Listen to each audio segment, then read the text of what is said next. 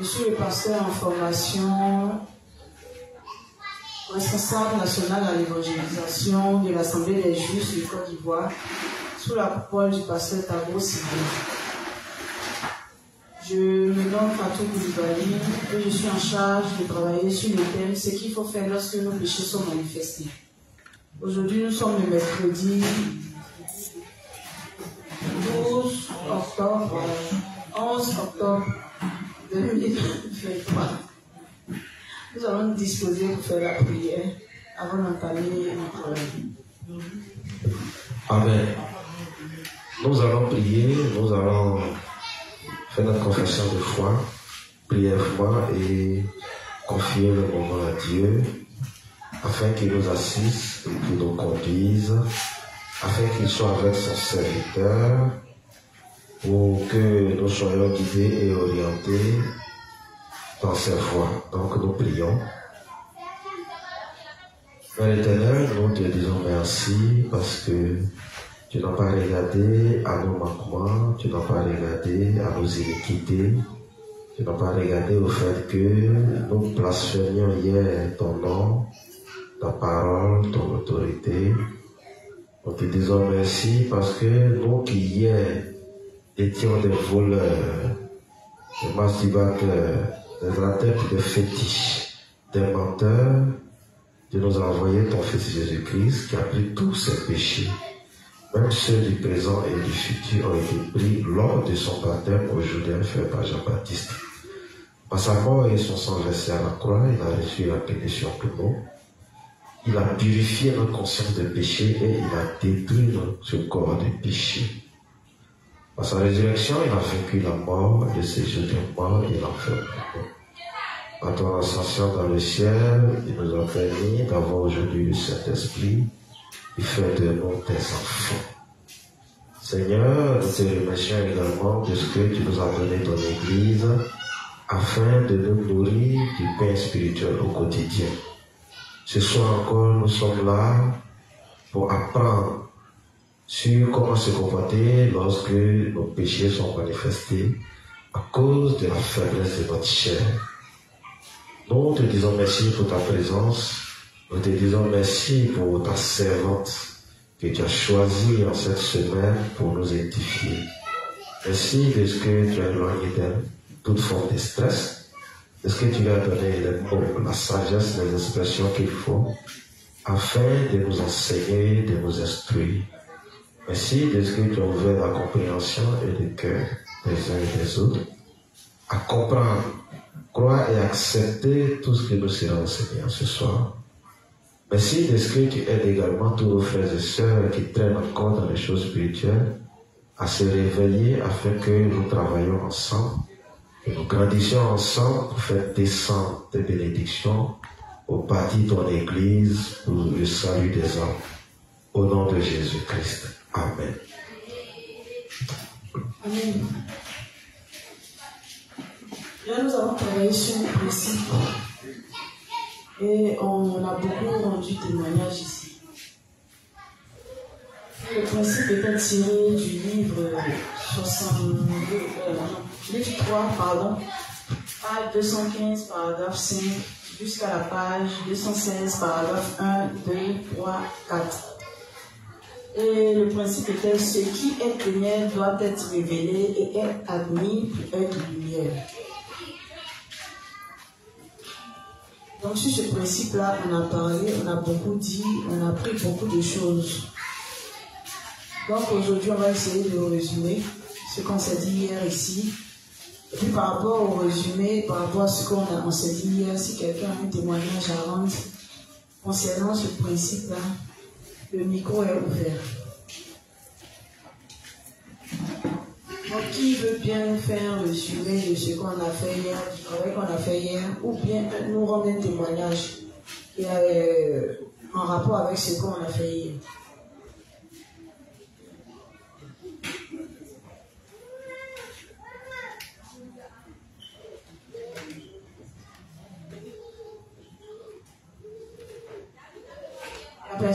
Personne n'était là hier. Ok.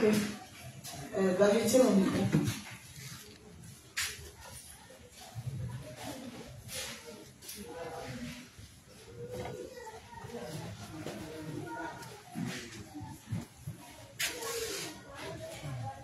Bonsoir la mère, bonsoir les justes. La mère, hier, on a vu le livre 3, page 115, paragraphe 5, à la page 216, paragraphe 1, 2 et 3 et 4. Ce qui est ténèbres doit être révélé et admis pour être lumière. On a commencé à expliquer le texte de 2 Timothée 2, verset 4. Et ce qui est ressorti de ce texte est que nous sommes devenus justes et maintenant nous sommes des soldats de Dieu. Si nous voulons plaire à Dieu, nous ne devons pas nous embarrasser des choses de ce monde. Nous devons nous abandonner carrément à notre maître qui est Dieu. C'est-à-dire, nous devons être comme des robots, dire Amen à tout ce que Dieu dira. Parce que lorsque nous décidons de suivre la convoitise de notre chair, on ne peut pas être agréable à Dieu.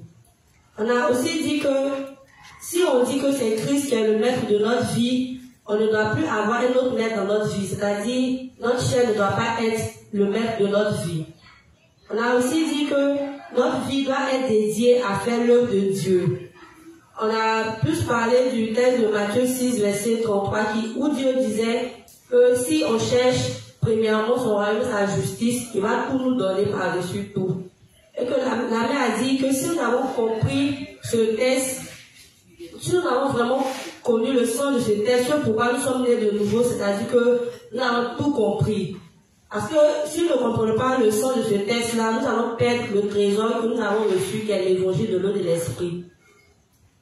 On a aussi dit que quand quelque chose ou bien quelqu'un d'autre devient notre priorité, à part Dieu, cette chose-là devient Dieu pour nous.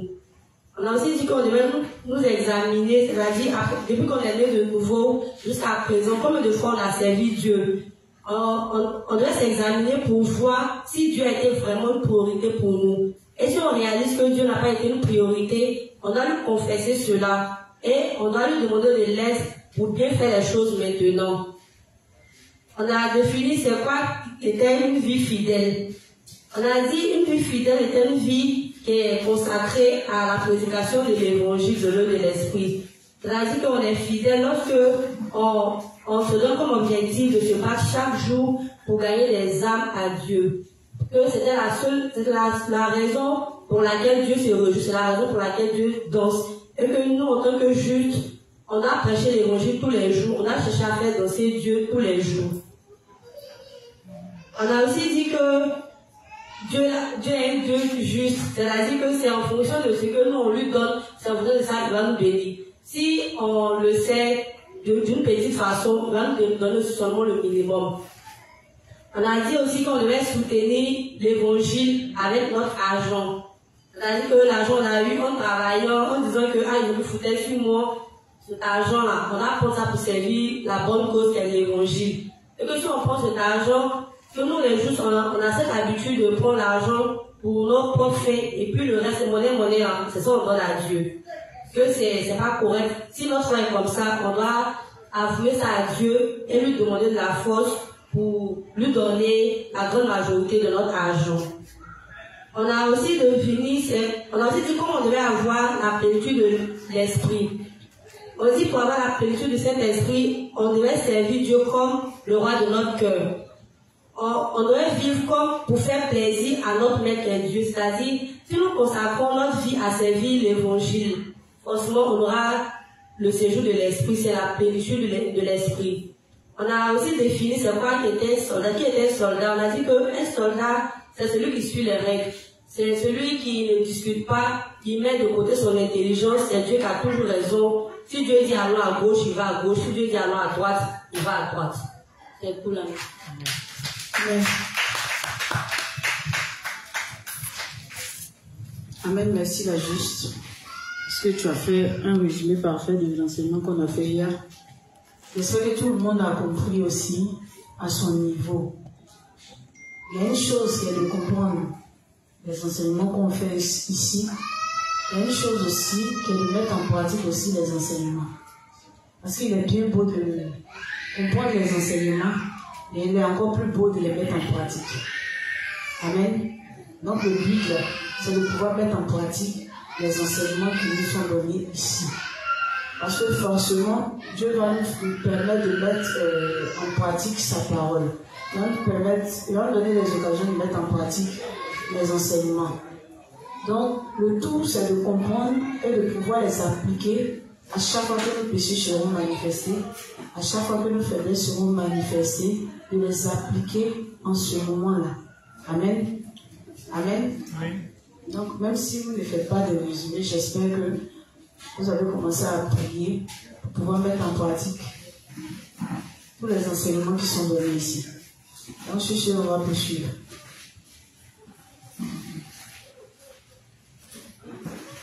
Aujourd'hui, nous allons travailler, nous allons étudier le livre 62, page 36, paragraphe 3, jusqu'à la page 37, paragraphe 1 et 2. Ce principe, ce serment n'a pas de principe, mais ça n'a pas de titre, ce principe-là. D'accord? On suppose que c'est dans le même ordre que le précédent, celui d'hier. Livre 62, page 36, paragraphe 3, jusqu'à la page 37, paragraphe 1 et 2. Aide-tu, s'il te plaît. Livre 62, page 36, 3, page 37, 1 et 2. Cependant, même nous pouvons aussi nous sentir vides dans nos cœurs à certains moments. Nous pouvons perdre notre cœur dans des moments comme ceci et nous pouvons aussi être découragés par nos faiblesses. Mais nous pouvons renouveler notre force quand nous pensons au fait que Dieu voit chacun de nous comme un narcisse de Saron et un lys de vallée. Alors que nous prêchons l'évangile de l'eau et de l'esprit dans le monde entier, nous sommes d'autant plus beaux aux yeux de Dieu. Et nous ne remercierons jamais assez Dieu de nous avoir choisis comme son bien-aimé.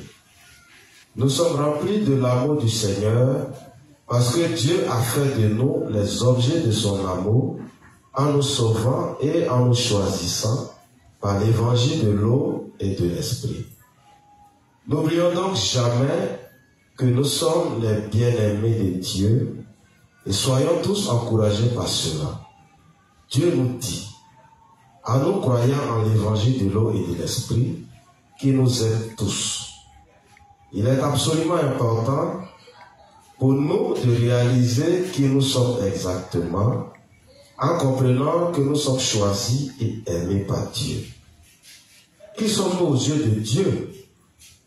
Bien que parfois nous tombions dans le désespoir quand nous voyons nos faiblesses, au moins nous sommes devenus les bien-aimés du Seigneur. Dieu nous voit comme son bien-aimé. Nous devons en prendre conscience clairement alors que nous poursuivons notre vie de foi.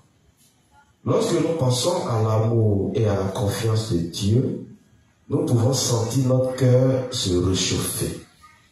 Même si notre œuvre ne va parfois pas bien pour nous et que nous luttons en conséquence, nous sommes toujours très heureux car nous accomplissons l'œuvre du Seigneur en sa présence. Nous, les croyants en l'évangile de l'eau et de l'esprit, sommes les gens vraiment heureux. Amen.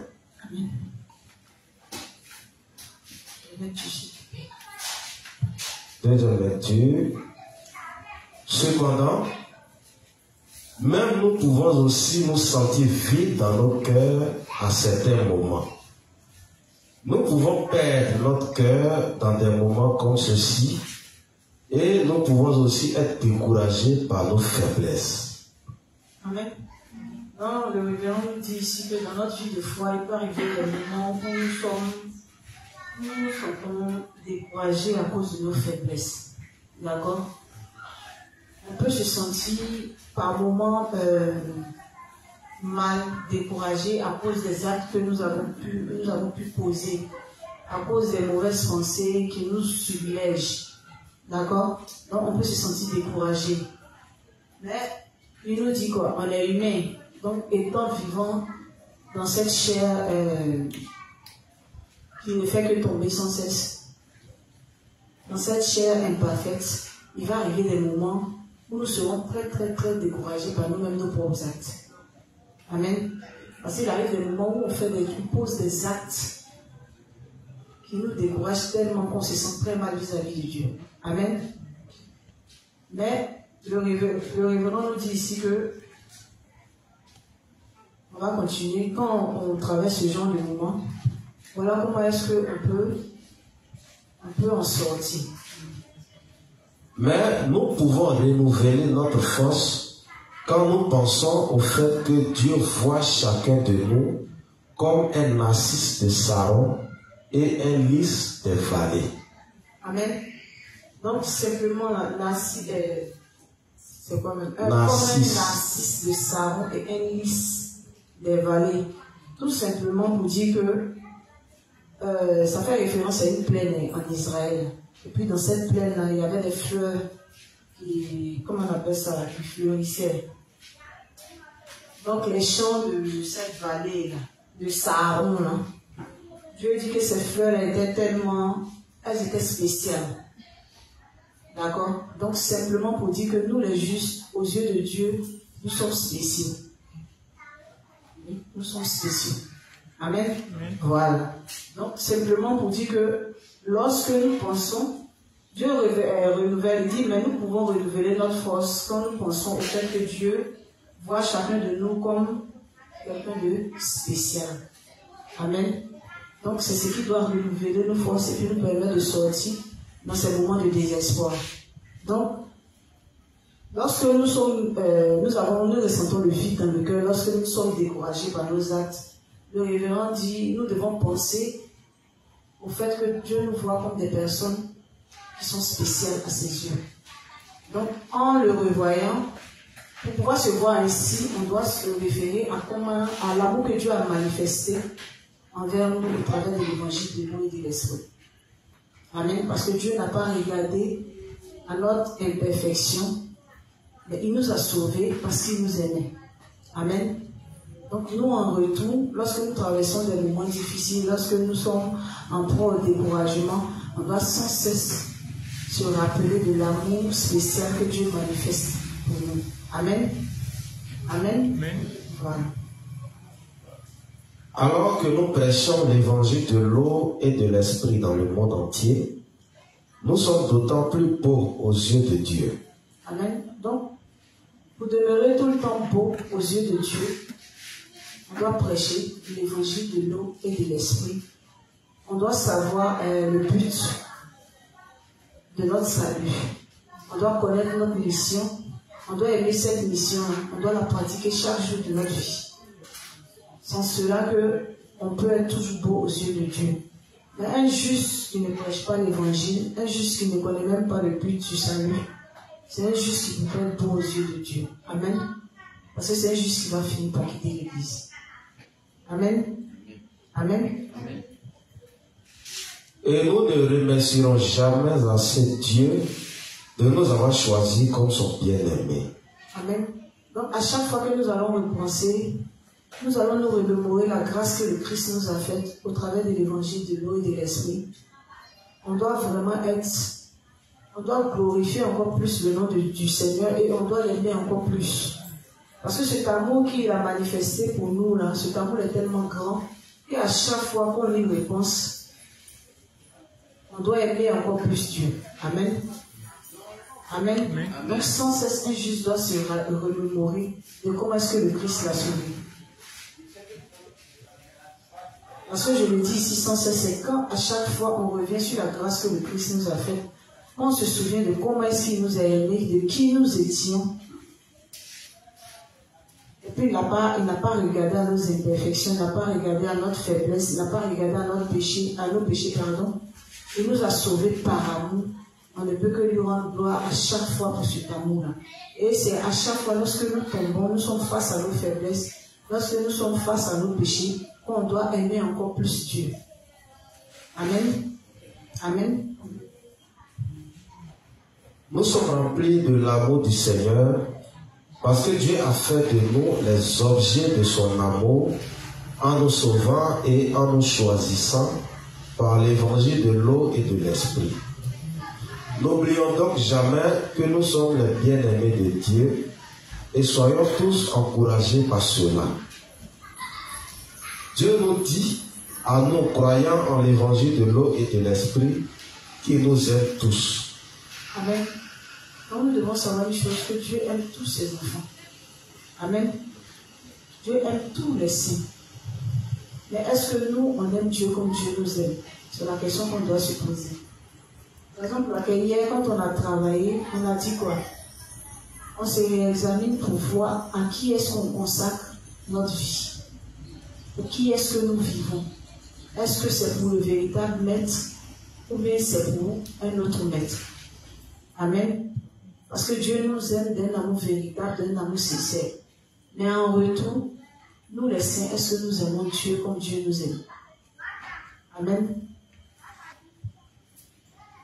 Il est absolument important pour nous de réaliser qui nous sommes exactement, en comprenant que nous sommes choisis et aimés par Dieu. Amen. Donc Dieu nous aime malgré qui nous sommes. Amen. Donc quand Dieu dit qu'on n'est pas bon, il dit qu'on n'est pas, on est imparfait dans la chair, on a des limites, on a des faiblesses. On doit admettre que sa parole est vérité. Mais malgré cela, il nous aime. Il ne regarde pas à nos imperfections, mais il nous aime d'un amour véritable. Il fait fi de qui on est, mais on ne doit pas se plaire dans nos faiblesses. On doit toujours avoir, c'est-à-dire en priorité, de vouloir ressembler à Dieu chaque jour de notre vie. Raison pour laquelle, lorsque nos péchés sont manifestés, nous devons les confesser absolument devant Dieu. Amen.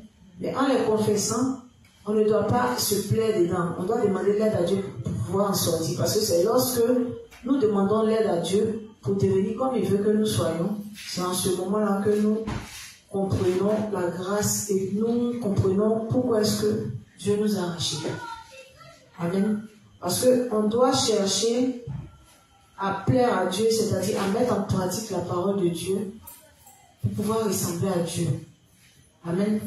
Parce que ressembler à Dieu, c'est dire à Dieu que nous l'aimons, que nous voulons être comme lui, il veut que nous soyons. Amen.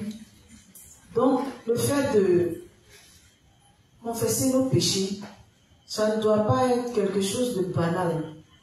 Comme le révérend pouvait le dire dans les autres principes, ça ne doit pas être un devoir, mais ça doit être une nécessité. Donc, chaque jour de notre vie, on doit savoir que notre chair peut être, les péchés qui manifestent nos chairs, nos faiblesses, nos limites, peuvent être un obstacle entre notre communion avec Dieu. Donc, si on veut toujours être, c'est-à-dire dans une bonne communion avec Dieu, on doit confesser nos péchés. Amen. On doit confesser sans cesse nos péchés. Parce qu'on a tous les jours des péchés à confesser. Amen. Donc, un juste qui ne parle pas à Dieu, c'est un juste qui a fini par mourir spirituellement. Parce que tellement ses péchés vont l'envahir, tellement ses limites vont l'envahir, et Satan va tellement l'acculer qu'il va finir par quitter l'église. Amen. Amen.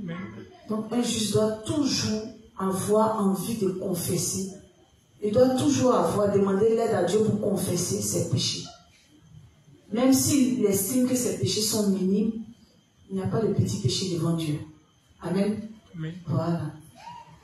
Parce que c'est un petit truc, c'est à partir de quelque chose de petit qu'on peut aboutir à une grande chose.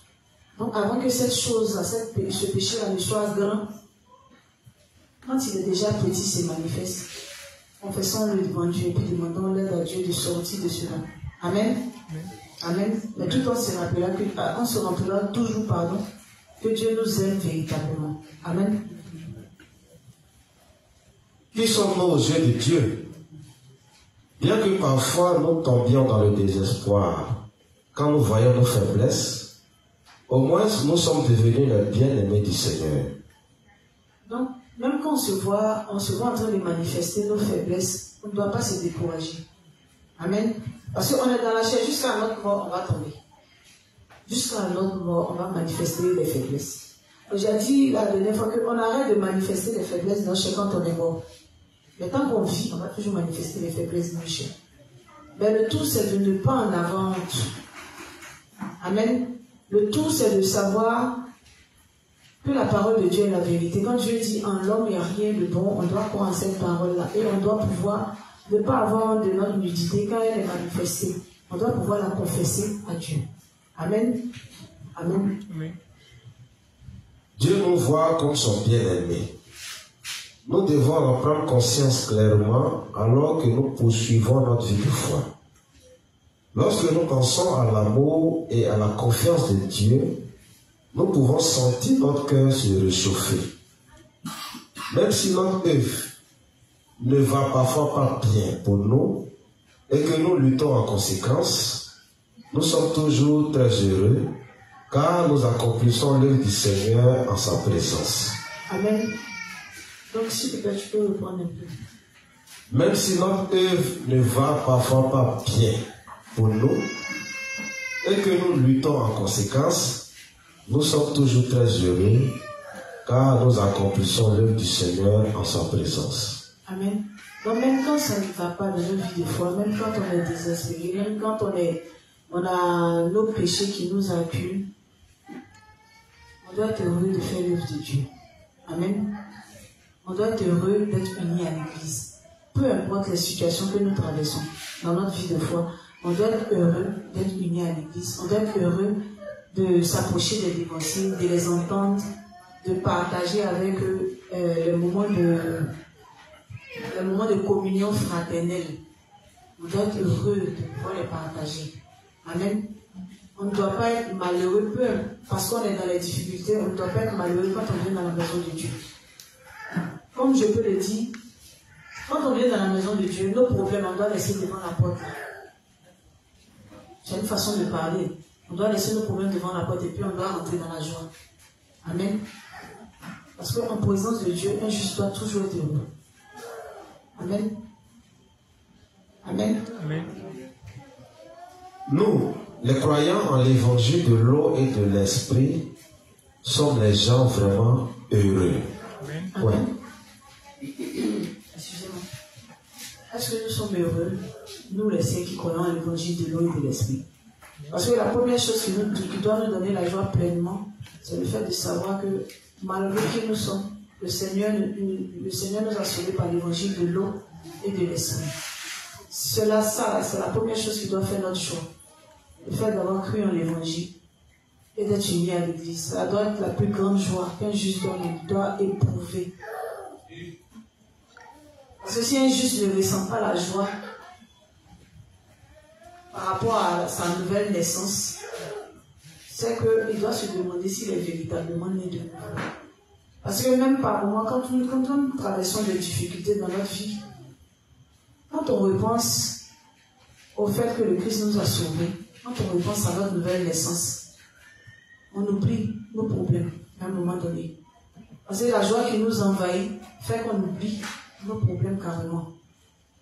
Amen. Même lorsque nous passons par des difficultés, que nous sommes unis à l'église, que nous partageons la parole de Dieu avec nos frères et sœurs, on oublie nos problèmes. On oublie nos problèmes. Parce qu'on est dans la joie de faire l'œuvre de Dieu. Amen. Donc, même si nos problèmes vont nous retrouver à la maison quand on va quitter l'église, du moment où quand on est dans la présence de Dieu, on est heureux, ça va nous permettre d'évacuer rapidement le problème. Le problème va partir. Amen. Parce que le tout, c'est une question de foi. On est face à un problème. D'accord? On ne sait même pas comment on va résoudre le problème. Mais le fait même de se rappeler que si nous faisons de l'Éternel nos délices, il va nous donner ce que notre cœur désire. C'est comme si on a mis le problème de côté. C'est comme si on a vaincu le problème. Parce qu'on a décidé de donner le problème, de confier le problème à Dieu et de se charger de l'œuvre qu'il nous a confiée. Donc c'est comme un compromis qu'on fait avec Dieu. On fait ta volonté et en retour, tu t'occupes de nos problèmes. Amen. Or, quand on le fait, on le met en pratique, Dieu solutionne tous nos problèmes les uns après les autres. Amen. Quand nous avons compris que c'est lorsque nous faisons de l'Éternel nos délices que tous nos problèmes sont résolus. Mais on est heureux de faire l'œuvre de Dieu. Et on le fait encore avec plus de vigueur. Amen. Qui parmi nous ne s'est pas consacré à l'œuvre de Dieu? Pardon, je reformule la question. Qui parmi nous s'est consacré pleinement à l'œuvre de Dieu Et puis Dieu ne s'est pas chargé de ses problèmes. Qui parmi nous? Donc Dieu n'est pas un homme pour mentir. Si il nous dit que lorsque nous occupons de ses problèmes, lui se charge de nos problèmes en retour. On doit faire confiance, on doit mettre notre confiance en lui. Et puis mettre en pratique sa parole. Amen. Donc le simple fait de faire l'œuvre de Dieu, là, ça doit nous rendre heureux. Ça doit être notre plus grande joie. Amen. Amen. Amen. On va finir avec ce principe. S'il y a des questions, il y a des incompréhensions, vous pouvez les soumettre. S'il y a une question, qui a quelque chose qu'il n'a pas compris, sur laquelle il veut qu'on revienne, et puis ensemble, on va revenir dessus et puis on va essayer de bien comprendre. Il y a une question, oui?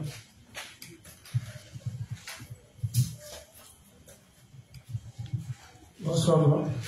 Bonsoir, Pasteur. Bonsoir. Juste demander. En fait, j'ai une question.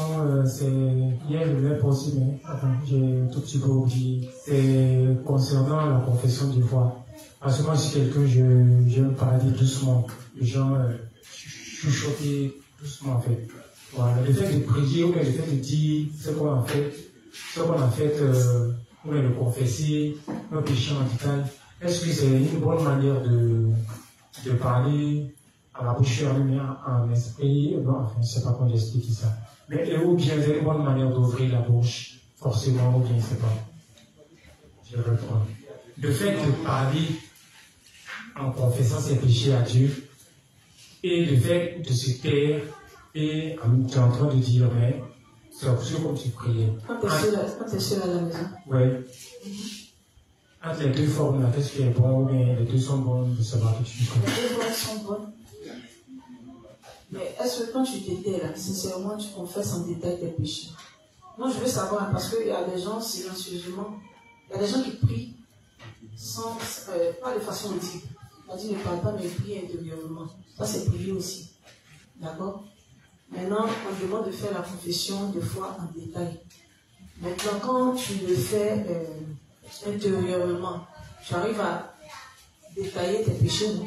Tu n'arrives pas à le faire. J'arrive à le faire, mais parce qu'en fait, il y a un truc qui me fatigue. Si par exemple, il y a des gens autour de moi qui sont en train de prier, et que je suis en train de parler de façon orale, audiblement, je ne me concentre plus.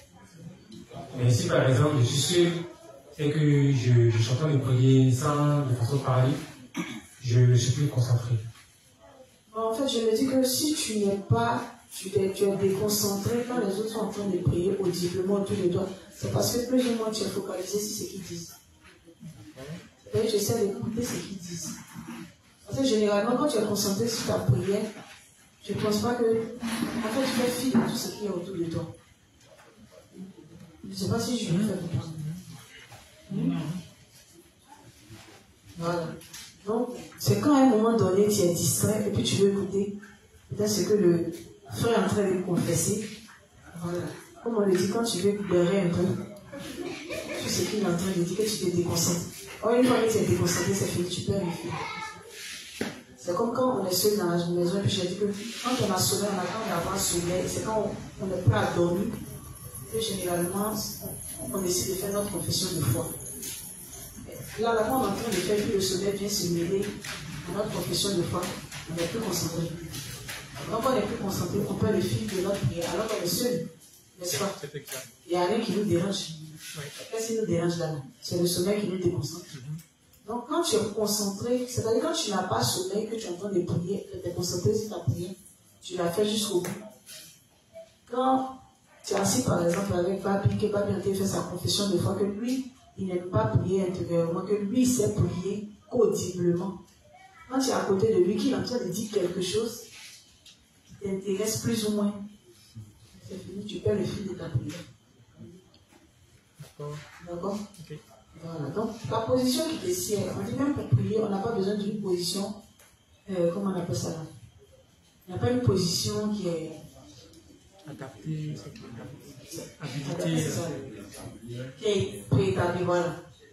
C'est-à-dire qu'on le dit, le révérend n'a jamais dit dans un de ses livres que les justes, pour prier, par exemple, ils doivent se mettre à genoux.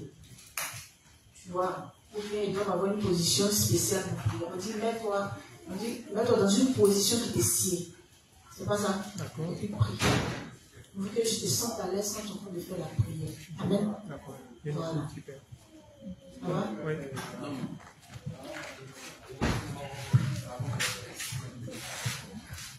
Ok, bonsoir la mère. C'est le juste hier. Voilà, concernant aussi la confession de foi, on a dit qu'il faut il faut confesser nos péchés en détail. Voilà, en détail. Je vais revenir, je vais dire quoi, nous qui n'avons pas la mémoire d'éléphant, parce qu'on peut se dire quoi, on peut voir une chose, tout à l'heure on a commis quelque chose, Dieu m'a dit qu'en pensée, dès qu'on voit quelque chose, ça veut dire que déjà, si on convoite, on a déjà péché. Voilà, tout un gelé on sort. On a l'habitude de sortir à chaque fois. Et comme je prends l'exemple, la convoitise, on va convoiter à chaque fois, quand tu vois une fille tout à l'heure, quand tu regardes, quand c'est dans ton modèle, tu es en train de réfléchir dans ton esprit. Une fille, 2 filles, 3 filles, 4 filles. Voilà, par exemple, je suis avec mon patron, nous on sort de Yopougon, et puis je pars à Yopougon, à Cocody, dans d'autres quartiers. Bon, toute la journée, je peux voir, j'ai déjà convoité plus de combien, je ne sais même plus. Voilà, à quelque part. Cette confession de foi, comment je peux, peut-être en détail, quand je vais rentrer dans cette façon de faire, là, je fais comment? Voilà, voilà, c'est un peu ce qui m'intrigue un peu. Je fais comment est-ce que je peux procéder? Parce que je peux pas, voilà, à chaque fois quand je vois, soit dès que je vois, pendant que je ne finis même pas de voir, je vois une autre qui est encore là. Voilà. Donc, c'est dans ce sens-là que, qu'est-ce que je peux faire? Voilà. Je pense que la semaine précédente, on a répondu à cette question. On a dit que quand tes péchés sont manifestés, qu'est-ce que tu fais?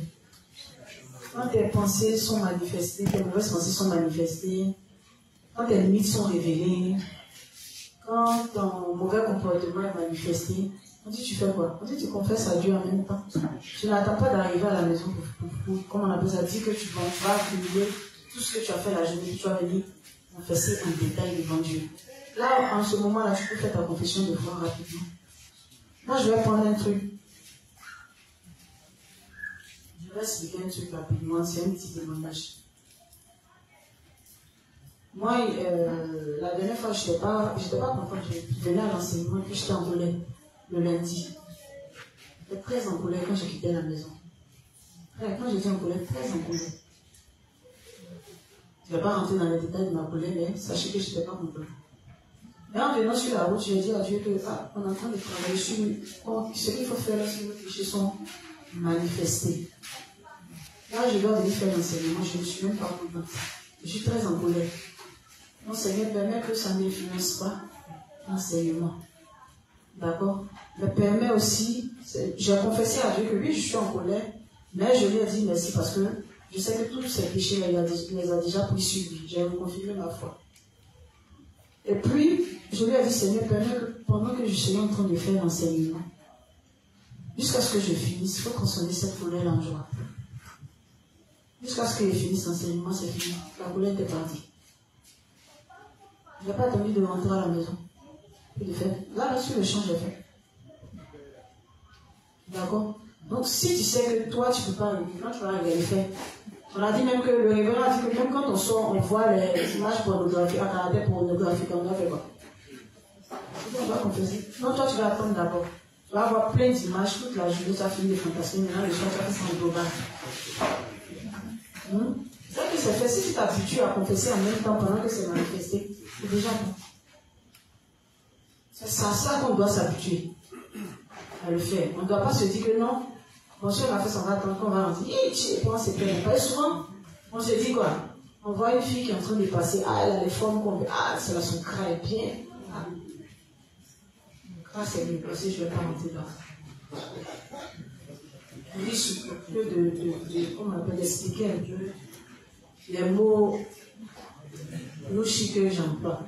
Donc la fille, elle est bien, répond à nous. Ah, la fille, elle est bien, elle empile, ah non, ça c'est mon genre, c'est mon modèle. Dès que tu as fini, ça fait comme ça. Si on s'habitue à le faire, en même temps, c'est bon. En même temps, l'autre aussi passe. Même si elle dit c'est pas fait.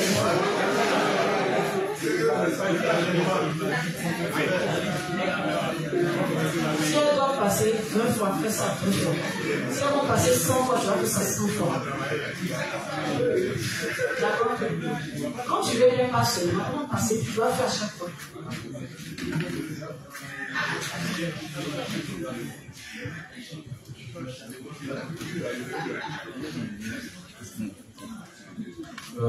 Bonsoir l'Assemblée des Saints. Je suis le juge Léon. La mère, c'est toujours au sujet de dire ce qu'il a avancé. Au fait, la mère, c'est que les matins, quand on est au boulot, on travaille. On n'a pas le temps de... C'est un programme, en fait. De 8h à 18h. On n'a pas le temps de dire qu'on va confesser quoi que ce soit. Tout ce qui arrive, on prend note. Et puis, quand on rentre le soir, voilà, on essaie maintenant de déchiffrer.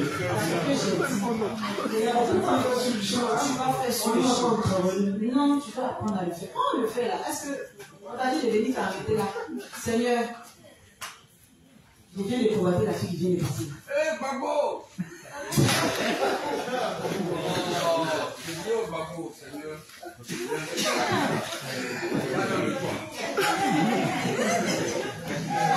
Il a répondu, c'est fini. Pourquoi répondre? Tu es fatigué comme ça. Tu as oublié tout sur la route. Si tu étais obligé, tu étais tellement je dors. Ou bien, tu fais rien. Non. La mère, on me suit. Ce que tu dois savoir, l'enseignement qui est donné ici. En fait, on en rigole. On s'en fait aussi.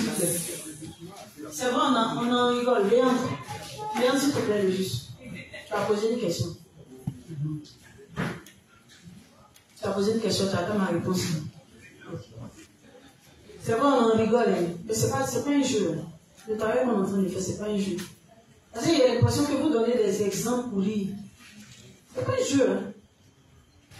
Quand on dit d'appliquer à notre vie, on applique la bénédiction qui va avec. On va bénéficier de cette bénédiction. Mais si tu veux t'amuser à ne pas appliquer, n'applique pas. Parce que quand un enseignement est donné, libre à toi de la mettre en pratique. Comme libre, tu es libre aussi de ne pas la mettre, autant pour moi, en pratique. Dieu ne force personne. Amen. Si tu veux grandir, tu vas appliquer les enseignements qui sont donnés. Si tu veux être béni par Dieu, tu vas appliquer les enseignements qui sont donnés à ta vie de foi.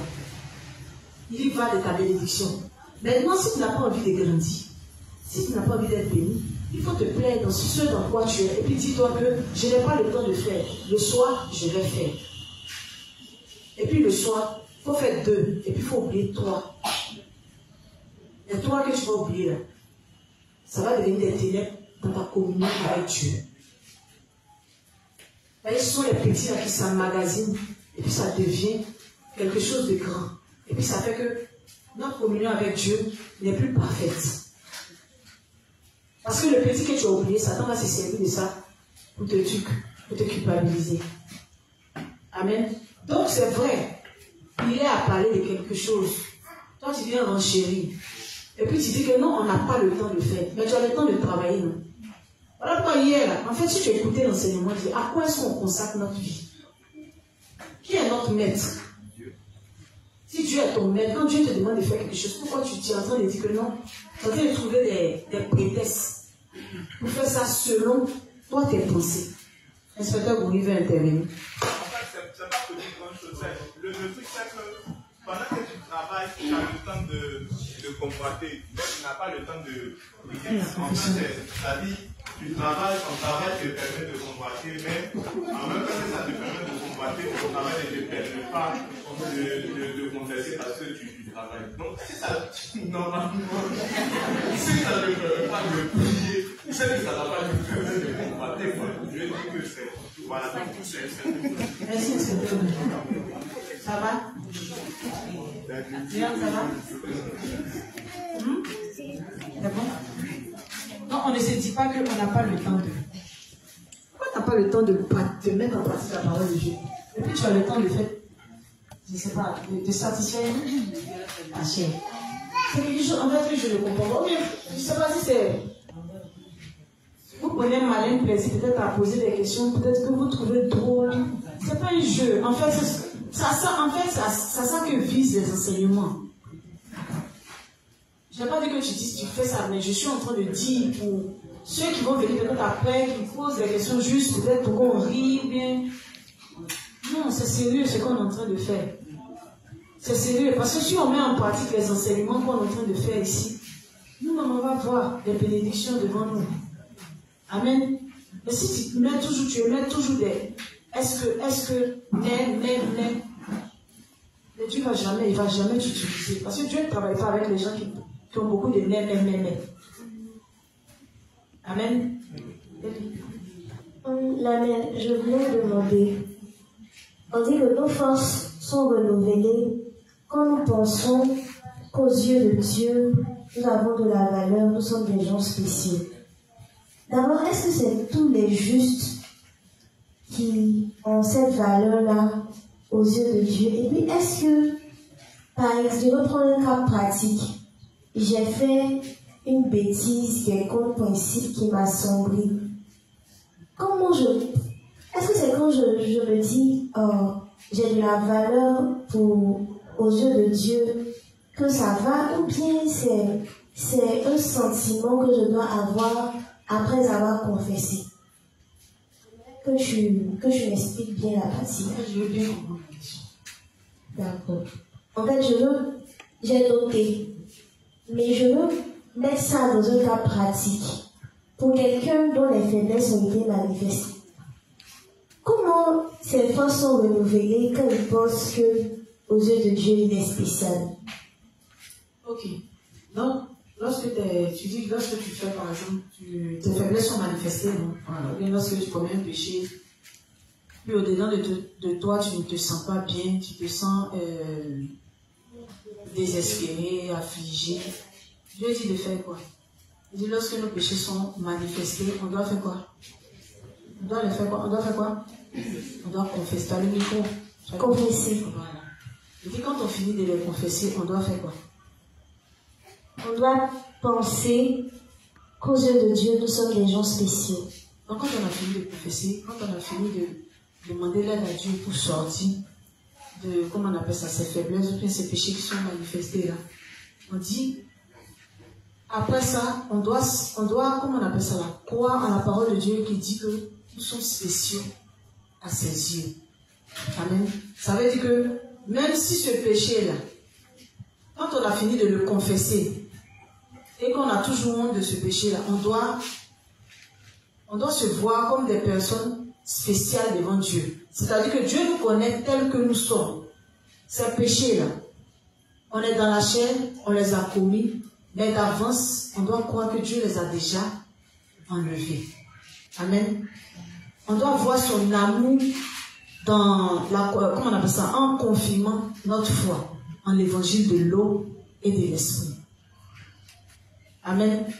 Donc on est spécial quand on voit que, regarde qui nous sommes. Parce que lorsqu'on est face à nos faiblesses, c'est là qu'on mesure la portée, la grandeur de l'amour de Dieu vis-à-vis de nous. Amen.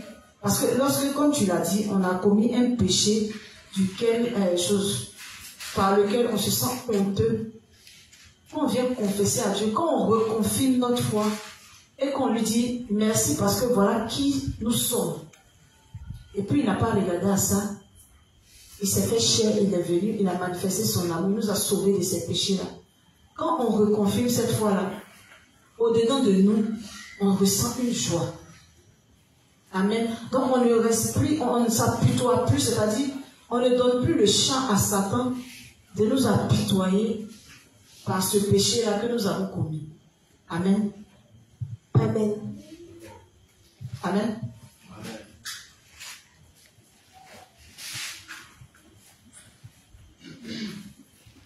Bonsoir à l'Assemblée des Justes. Bonsoir, Lucien.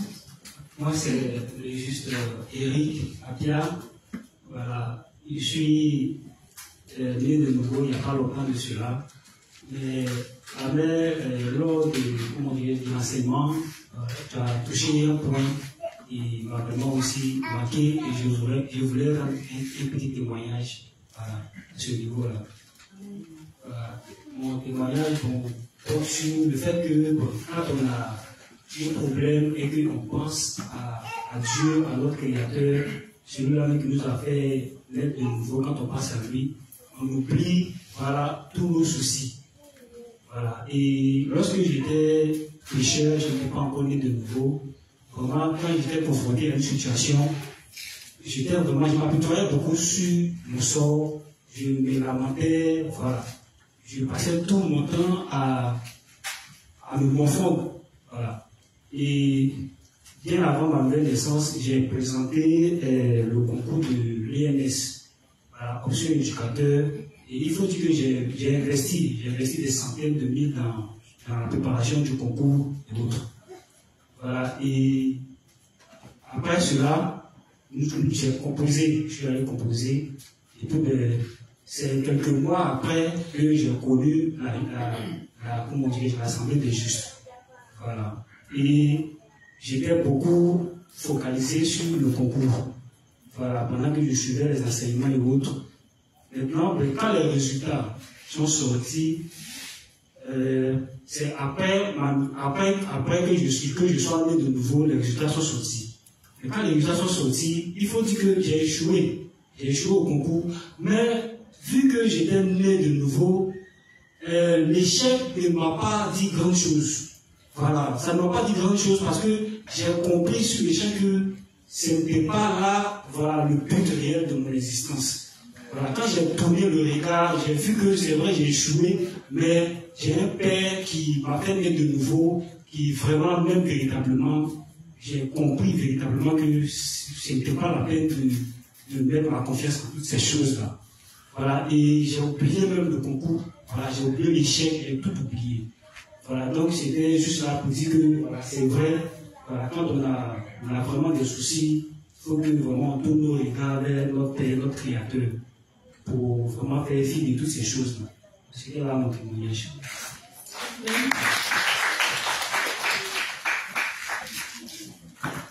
Amen. Voici le frère Apia. C'est Apia, non? Voici le juste. À 12. Bonsoir, pasteur. Bonsoir à la famille des Justes. Moi, c'est le juste Cédric. Je voulais faire aussi un témoignage. Hier, la juste a fait son témoignage en dernier. Un peu, elle a pu révéler l'état de son cœur, voilà, sa nature. Donc, moi, un peu, voilà, je vais un peu faire rentrer dans un autre titre. Moi, à la base, je suis quelqu'un, je m'en fous un peu de tout. Voilà, je suis comme, on peut dire, un miroir. Si tu m'envoies de l'amour, je te ramène de l'amour. Si tu m'envoies de la haine, pareil. Lui, il était comme ça. Aussi, quand, bon, mes parents m'ont élevé comme ça parce qu'ils m'ont dit comme ça que, étant homme, je suis capable de tout faire. Ça dépend de moi. Il suffit que je m'intéresse à quelque chose, et puis, bon, je me donne, et puis je réussis. Et puis, bon, j'ai grandi comme ça. Je ne comprends pas si quelqu'un.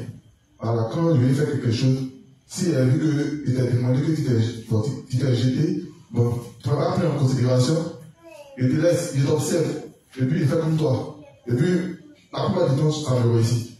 Voilà. Donc, si quelqu'un me manque de respect, bon, c'est pas que je le déteste, mais je m'en fous de lui en fait. J'avais mon petit frère et mon petit cousin, on était ensemble à la maison. On a fait plus de 10 ans ensemble, j'étais chez moi à la maison avec ici. On a fait quelque chose de 6 mois, on met dans mon assiette. On dort sur le même lit. On ne sait pas quoi. Les personnes qui essaient, on ne se parle pas. Mais quand on est là à faire, évidemment, on a le même cœur. Voilà, donc on n'est pas comme ça, on vient rien en fait. Voilà. Maintenant, ça m'est arrivé aussi que si de nouveau ça continue, c'était mon comportement. Donc il me disait que, selon moi, être construit, je suis bien. Voilà, parce que je n'ai pas bien comme toi. Si dans cette maison, tu veux me donner quelque chose après que je te vois. Voilà, mais moi, je te vois comme si mes histoires. Voilà, c'est comme ça que je suis. Maintenant que je suis né de nouveau, surtout avec la nouvelle à la confession des fois, il faut qu'on prie pour nos frères, tous ceux, pour les pécheurs, tout ça. Bon, quand j'arrive pour prier pour les autres, là, franchement, je ne dis pas les noms. Bon, moi, mes idées étaient bien, mais avec cette vraie confession des fois, avec les enseignements qu'on a réussi là, je vois que vraiment, je suis carrément dans le faux. Voilà. Il y a certains juste ici aussi, il y a eu des affaires. Parce que, comme je disais, je fais les choses de moi-même. Je n'aime pas demander. Même mes parents pouvaient demander des choses assez peu compliquées. Je suis quelqu'un de considéré. Si il y a quelque chose de considéré, je vais chercher. Voilà, quand c'est moi, il y a un respect. Donc, on sait que je travaille pour toi, que tu me donnes de l'argent, il a travaillé, hein, donne-moi mon argent. Donc, dans ça là, en fait, je suis un peu split dessus, quoi. Il y a un juge ici qui a été victime de ce comportement-là de papa. Voilà. Donc, c'est, en faisant ma confession du fois, c'était mon vu que c'était très proche. Mais, je l'ai laissé comme ça. Donc, il était en des fois, j'ai sauté son nom tranquille. Mais avec voilà, l'enseignement que nous avons reçu, voilà, bon, c'est important d'être unis à l'église, voilà. Avec l'enseignement que nous avons reçu, j'ai vu que vraiment, je suis carrément à côté de la plaque. Donc, c'est bien que j'ai, voilà, j'ai pris désormais de ça, c'est que Dieu, vraiment, voilà, me débarrasse de ça. Alors, c'est tout ça pour témoignage. Tu as vu le frère.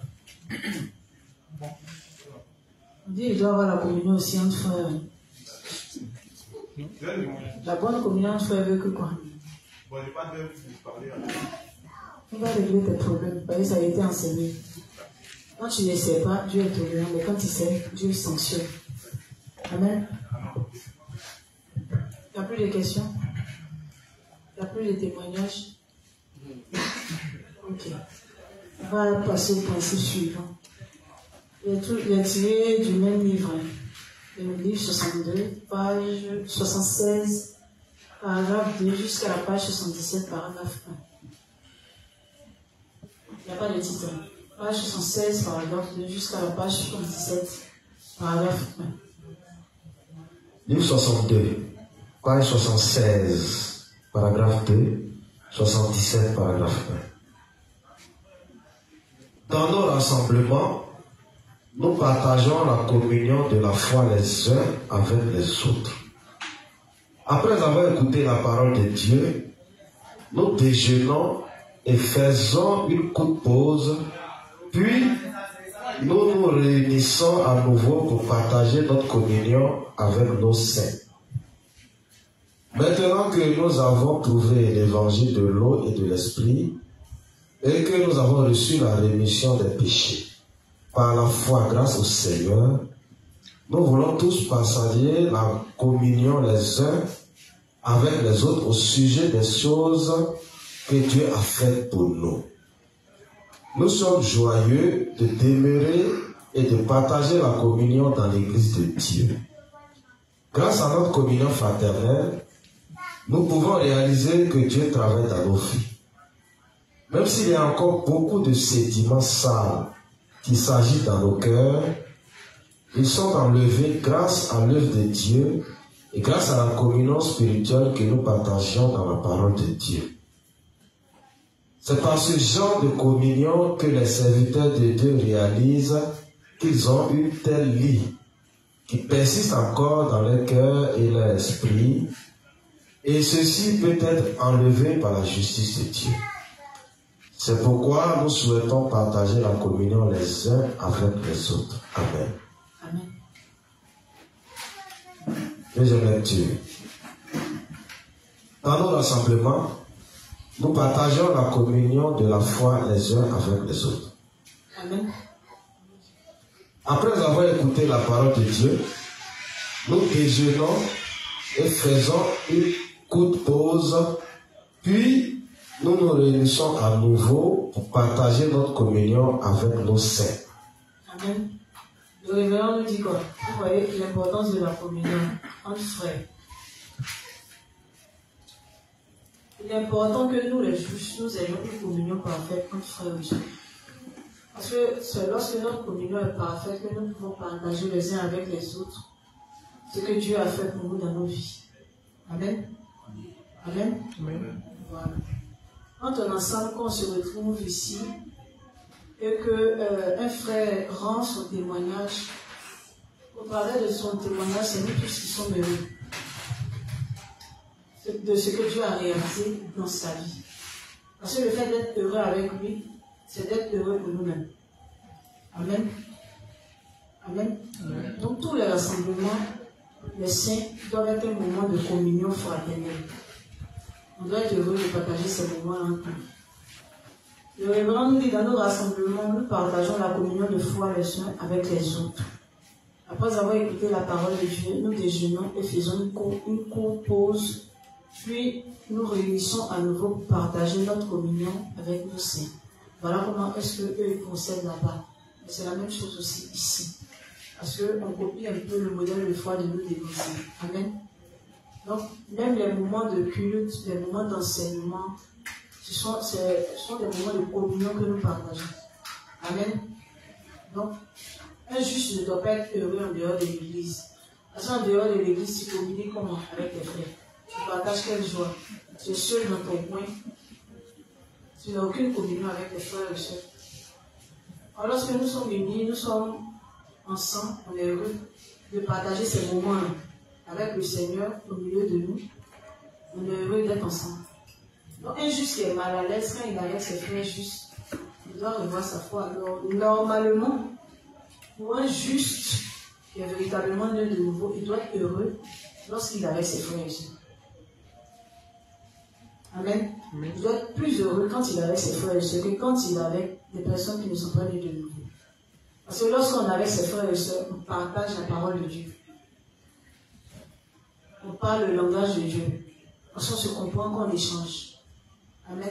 Mais lorsque tu es avec un pécheur, si tu dois parler du fil bleu, cramoisi, tu vas comprendre ce que tu es en train de dire. Ça devient une langue étrangère pour lui. Mais quand on est ensemble, on parle tous la même langue. Et ça nous rend heureux de se comprendre les uns et les autres. Amen. Maintenant que nous avons trouvé l'évangile de l'eau et de l'esprit, et que nous avons reçu la rémission des péchés par la foi grâce au Seigneur, nous voulons tous partager la communion les uns avec les autres au sujet des choses que Dieu a faites pour nous. Amen. Même quand on se retrouve, étant né de nouveau, quand on allait faire un front, on a envie de toujours partager le front avec nos frères et sœurs. On a envie de raconter comment ça s'est passé. Comment est-ce que le front s'est donné. On en joie quand on le fait. Et puis les frères aussi sont heureux de nous entendre. Échanger, partager ce plaisir avec eux. Amen. Amen. Quand par exemple on a adressé une prière à Dieu, que Dieu nous a exaucé, on est pressé même de le partager avec nos frères et sœurs. Et nos frères sont heureux d'entendre comment est-ce que Dieu a exaucé nos prières, comment est-ce que Dieu a agi dans nos vies. Amen. Donc ces moments, ce sont des moments bénissants. Voilà, c'est ce genre de moments qui consolident encore la communion entre frères et sœurs. Donc un juste qui n'est pas en communion fraternelle avec son frère, c'est-à-dire qui est en palabre avec son frère, et puis il est heureux dans cette position-là. C'est un juste qui doit confesser cela à Dieu. Parce que tu ne peux pas voir ton frère et puis éprouver de la haine. Tu ne peux pas voir ton frère et puis éprouver un sentiment de comment on appelle ça, je ne sais pas si on peut dire mal à l'aise. Tu ne peux pas être mal à l'aise quand tu vois ton frère juste. Amen. On doit être heureux lorsque nous nous rencontrons, lorsqu'un frère vient nous rendre visite, lorsqu'on va rendre visite à un frère. On doit être heureux. Amen. Lorsqu'un frère même a peut-être à un moment donné à quitter l'église, on ne sait pas pourquoi. Et puis quand il revient dans l'église, on doit être heureux de le voir. Amen. Amen. Amen. On doit être heureux. On doit être en joie lorsque nous sommes ensemble, lorsque nous partageons des moments fraternels, des moments conviviaux. On doit être heureux. Donc le juste ne peut pas être heureux en dehors d'être avec ses frères justes. Amen. Amen. Nous sommes joyeux de demeurer et de partager la communion dans l'église de Dieu. Amen. En étant unis à l'église de Dieu, on est heureux. Quand on vient aux enseignements du soir, C'est avec la joie de venir apprendre. C'est avec la joie de venir partager avec nos frères et sœurs. C'est avec la joie de venir entendre des questions et puis d'avoir les réponses aux questions qu'on se pose sans pouvoir avoir la force de les poser nous-mêmes. Voilà. C'est la joie de pouvoir entendre les témoignages, de pouvoir entendre, comment on appelle ça, les enseignements, voilà, de la part du Père au travers de son serviteur. Amen. Voilà, donc ce sont des moments conviviaux, ce sont des moments de joie, ce sont des moments de communion fraternelle. Grâce à notre communion fraternelle, nous pouvons réaliser que Dieu travaille dans nos vies. Même s'il y a encore beaucoup de sentiments sales qui s'agitent dans nos cœurs, ils sont enlevés grâce à l'œuvre de Dieu et grâce à la communion spirituelle que nous partageons dans la parole de Dieu. Amen. Donc, même si on a des faiblesses, même si on a des limites qui sont élevées, même si on a des mauvaises pensées, le seul fait d'être en communion, d'être unis à l'Église, d'être en communion avec Dieu, c'est ce qui favorise notre joie. Amen. Amen. Donc c'est vrai, on aura des mauvaises pensées, on a des mauvaises pensées, on a nos convoitises qui sont révélées, on a nos insuffisances qui sont manifestées, on a nos limites qui sont révélées. Mais lorsque nous demeurons unis à l'Église de Dieu, lorsque nous unions sans cesse la parole de Dieu, cela doit nous procurer une joie. Amen. Amen. Lorsque nous confessons aussi toutes ces faiblesses, toutes ces fautes-là, lorsqu'on l'épure, parce que le fait de confesser nos péchés, nos faiblesses, ça épure notre communion avec Dieu. Donc lorsque nous le faisons, c'est notre communion avec Dieu qui est, comment on appelle ça? Je ne sais pas si je dois dire, qui est propre. Voilà, qui est restaurée. Voilà. Donc le fait de le faire, d'être en communion avec l'Église, ça nous met en joie. Voilà. Parce que ça restaure notre communion avec Dieu. Amen. C'est par ce genre de communion que les serviteurs de Dieu réalisent qu'ils ont une telle lie qui persiste encore dans leur cœur et leur esprit, et ceci peut être enlevé par la justice de Dieu.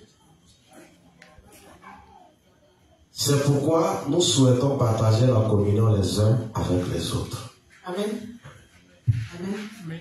Donc, on a fini ce principe sur la communion fraternelle, sur le fait qu'on doit être heureux, d'être en communion parfaite avec nos frères et sœurs, d'être en communion avec Dieu. Donc le fait même de confesser nos péchés les uns aux autres, ça favorise, ça restaure la communion fraternelle entre nous. Donc, lorsque nous avons un problème avec un frère ou avec une sœur dans l'église, on doit chercher à régler le problème rapidement et on doit faire notre confession de foi l'un envers l'autre, et puis on doit faire notre confession aussi de foi vis-à-vis de Dieu. Amen. En le faisant, on restaure notre communion avec les frères et sœurs et on restaure aussi notre communion avec Dieu. Amen. S'il y a des questions, des incompréhensions par rapport à derrière.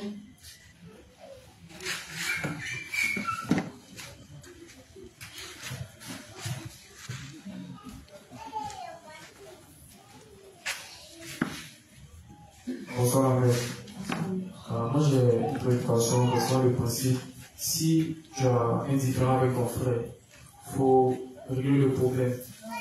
Maintenant, par exemple, mon frère est un peu plaisir avec toi, peu importe la sorte. Vu que le principe demande de régler, si tu as un différend avec ton frère, de régler le problème. Maintenant, j'expose un cas pratique, par exemple. Il y a par exemple un frère qui a demandé un prêt et tu lui as remis le prêt. Maintenant, il a demandé à te rembourser quelques jours. Maintenant, le juge arrive, il ne te rembourse pas et puis bon, à se répète. Tu viens vers lui, tu causes avec lui, puis bon, il fait comme si il n'a pas pris de l'argent avec toi. Comment on réagit? Comment on fait? C'est là ma question. Bon, la question c'est... Un frère t'a emprunté de l'argent, n'est-ce pas? Et puis il t'a dit qu'il allait te rembourser dans des grosses délais. Et puis le frère là ne t'a pas remboursé. Et puis, tu as dit, fais quoi? Le frère te relance à chaque fois. Maintenant, qu'est-ce que tu dois faire dans ce cas-là? Ouais. Je pense que l'inspecteur vous c'était sous une autre forme. Ça, c'est quelqu'un qui avait posé son problème. Mais ce qu'on doit savoir, c'est que les histoires d'argent entre frères et sœurs, le révérend dit qu'on ne doit pas mettre les histoires d'argent entre frères et sœurs. Vous voyez, l'argent donne beaucoup de choses entre nous.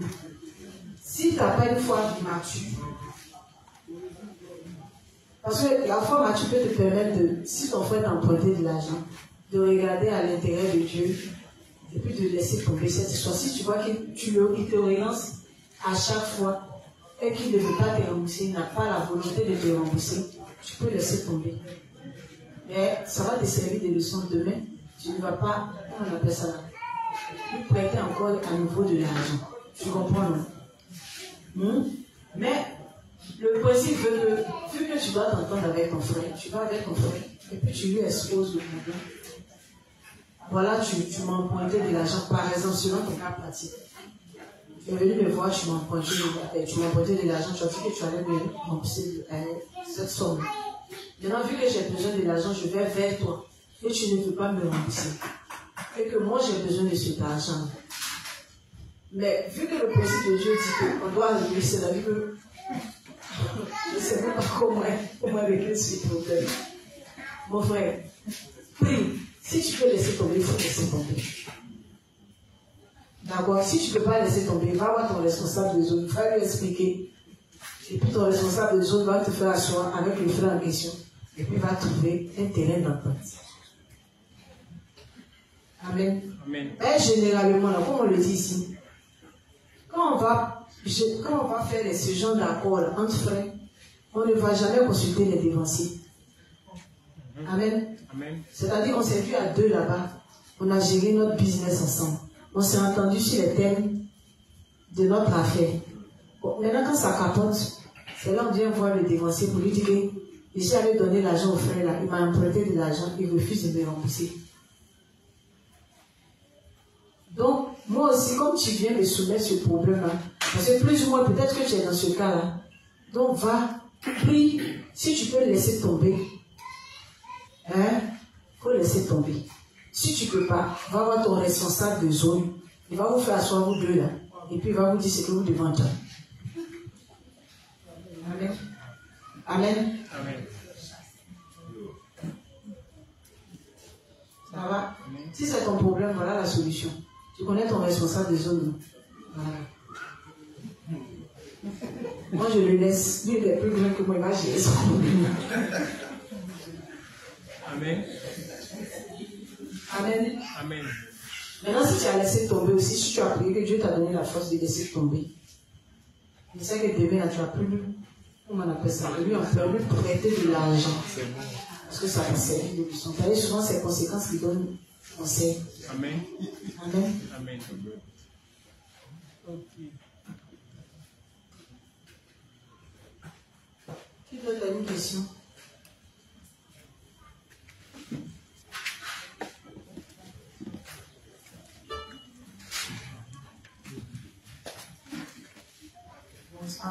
Bonsoir la Assemblée des Juifs. Bonsoir la moi, c'est la juge Astrid.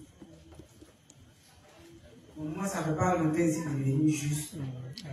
Donc, je suis d'abord annoncé une sortie à la plage, à Jacquesville.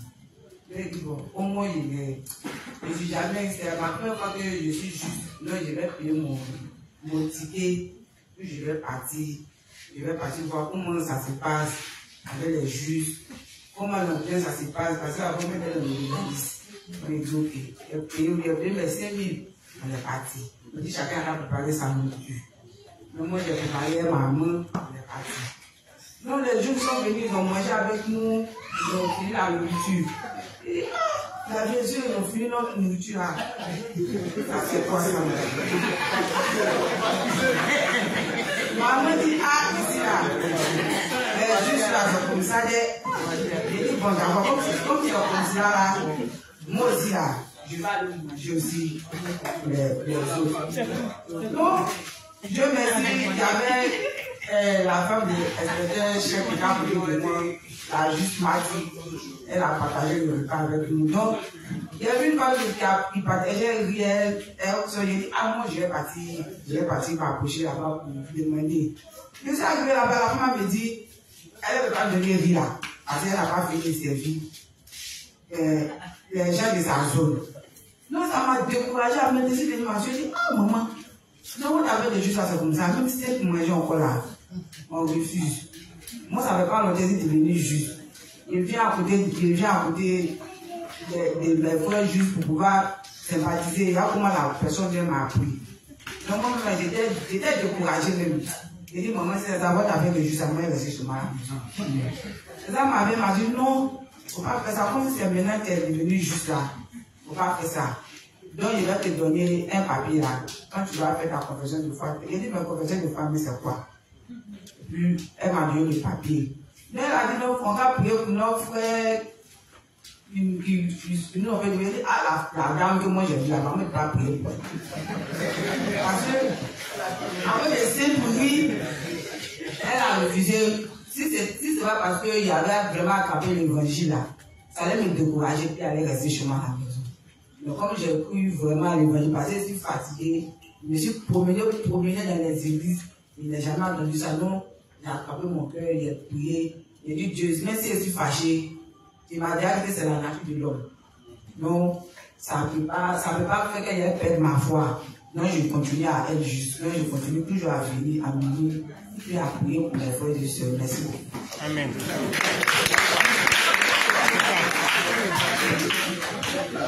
Après de manger, j'en peux la foi. Amen. Juste bonne arrivée. Non, nous sommes une façon de souhaiter bonne arrivée. Hein? Le baptême. En fait, tu es né de nouveau, mais il y a le baptême que les justes vivent. On appelle ça. Comment appelle-t-on? Non, c'est pas bloqué pour les. Non, c'est pas pour l'arrivée. Comment appelle? Visitage. Une forme de visitage. C'est notre façon à nous de te montrer notre amour. Maintenant, après, quand toi-même tu t'habitues, avec le temps, tu vas voir que tu es plus féroce que nous. Et Dieu va révéler ses talents en toi. Amen. Sinon, c'est vrai que quand la femme elle n'a pas voulu te donner la nourriture, tu vas oublier que au départ, quand les gens s'étaient venus manger, elle s'était fâchée. Hein? Amen. Qui d'autre a une question? Ou bien un témoignage? Il y a déjà presque l'heure.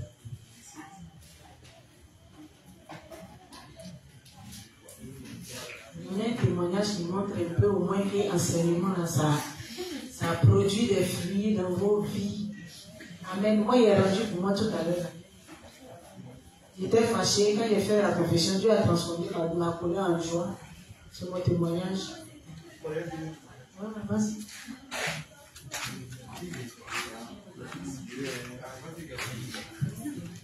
Ah, bonsoir l'Assemblée, c'est encore le J.C.P. Voilà, j'ai un deuxième témoignage. Par rapport à l'enseignement, comme vous avez dit, un soldat, quand on est devenu jeune, un soldat, donc on est consacré, notre vie est dédiée à l'évangile. Donc tout ce que nous on fait, ça doit être dans le cadre de l'évangile. Moi, comme je dit, mon premier témoignage, c'est que j'aime bouger, j'aime brouiller. Donc j'ai toujours des projets sur la main. Mais ça, bon, l'évangile est là. Ça, je fais, quand il voit, quand il établit, on disait que, quand ça finit, après, il sera bon, hein. Mais, à la fin, hein, c'est bizarre. C'est bizarre. Mais chaque jour, c'est il y a un cahier de projet à avoir. C'est des mots, non? Pas déposé. Mais bon, l'année passée, j'ai commencé à capter, j'ai organisé, parce que avant que j'avais l'association des jeunes du quartier, c'est moi qui étais le chargé à l'organisation. Donc, j'ai organisé les arbres de Noël. Maintenant, la soirée était dissoute. Donc, bon, je ne suis plus trop là-bas. Je suis à Nembo ici maintenant. Mais l'année passée, vu que le quartier était un peu mort, certains parents m'ont approché pour dire d'organiser encore l'arbre de Noël et ça va accueillir le quartier. Donc, j'ai fait mes plans sans compter si quelqu'un, parce que souvent, quand ils vont donner l'argent aux gens, ils se disent que c'est pour les arnaquer. Avec la personne qui m'a approché, il dit, il va organiser. Donc, moi, il n'y a plus mon argent. Je ne vais pas placer, acheter tout ce que je devais acheter. Maintenant, où j'allais m'en sortir, c'est dans la participation de chaque parent. Voilà, j'avais fait un peu de il avait couru dans les têtes, quoi. Sans le savoir, j'avais fait à ma place. Donc, ils étaient d'accord, tellement j'ai reçu mon planning. Donc, il y a eu les enveloppes. Bon, c'était dans le mois de décembre. Un peu, quand on avait le 18, les parents m'appelaient, mais viens prendre les enveloppes. Là, ils venaient chercher les enveloppes, ils me sentaient bien, en bonne santé. On vient prendre les enveloppes, l'argent rentrait bien. Il dit, ah, c'est à prendre. Je m'en sortais un peu plus ou moins 300 000, si ça finissait. Un jour sur main. Mais quand on va dire le 22, je suis tombé malade. Il était parti à Djamé le 22 matin, il fallait acheter les derniers cadeaux, tout ça. Et si on rentré dans la douche, qu'est-ce que vous avez dans la douche? Je me suis couché ici, là. Je me suis plus levé jusqu'à son février. C'était pas bon, ici, je suis tombé malade. Donc, par contre, je pensais que c'était les sorciers qui m'attaquaient. Et dit, non, moi, il était aussi juste un sorcier qui peut faire quelque chose. Mais, moi, si je n'avais pas regardé, la première période, l'inspecteur qui avait fait enseignement sur les examens du soir. Mais en ce temps, il n'était pas émis, il était dans le moment de chercher l'argent même. Mais il descend arrivé. Donc, il n'était pas dedans même. Donc, je n'ai pas pensé à ça. Donc, je suis là, il fait comment? Donc, quand ça allait un peu dans la période de janvier, il a appelé toutes les personnes pour dire que, je suis tombé malade, donc je ne peux pas organiser la fête. Donc, il a appelé votre argent. Ils m'ont dit que, faut gagner tes soins. J'ai dit non, il y a un numéro alors. Donc, il a fait en sorte que les agents les reviennent. Tranquille. Maintenant, quand ça allait maintenant un peu, je me suis assis à appeler mon inspecteur. Il fait, voilà ça, 2 jours si vous ne voyez pas, c'est comme ça, c'est comme ça, c'est comme ça. Vas-y, c'est qui m'arrive. Il m'a dit, il t'a fait l'examen du soir. Ça, c'est pas ça encore. Donc, et il fait, expliquez-moi un peu. Donc, il m'a dit, quand tu faisais les plans là, est-ce qu'il y avait pour Dieu dedans? L'argent que tu allais gagner là, il y avait pour Dieu dedans. Est-ce que tu avais organisé une petite affaire ou, bon, une petite lucade où juste pour être invité, avant de profiter pour prêcher l'évangile aux gens de ton quartier? Est-ce que tu as fait tout ça là? Et là, il pensait comme ça, mais non, moi, je voyais mon argent sur le compte. Moi, après ça, il a compris, après, essayer de partir réécouter maintenant ses enseignements sur les examens du soir. Et puis, bon, il a essayé d'appliquer sur les différents petits projets. Puis, maintenant, il voyait, c'est vrai, il ne vit pas comme je veux, mais il voyait un peu dedans. Voilà. Maintenant aussi, avec l'enseignement, depuis que l'enseignement a commencé, depuis les premiers jours, même une fois, il posait des questions ici, genre les 10% de. C'est ce qu'il fait. Voilà. En fait, selon notre niveau de foi, il divise. Vous avez dit ici que c'est pas logique, c'est à 100 000. Si vous divisez par ton pourcentage de foi, là, c'est minime. Alors, tu peux donner plus que ça. Bon, vous m'avez répondu. Voilà. Donc, désormais, quand j'ai fait mes projets, dernièrement, j'ai fait un dernier, j'ai appris un peu, et j'ai essayé d'apporter comme je peux. En tout cas, ça a pris. Voilà. Ça a pris. Et il peut dire que j'ai appliqué un peu sur les principes là, je crois que ça prend. Voilà. Donc, c'est un peu pour dire que c'est important de mettre Dieu dans tout ce qu'on fait là. Merci.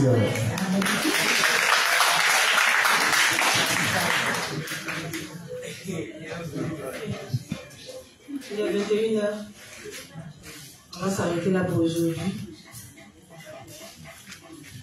Juste pour la tu vas nous accompagner par la prière.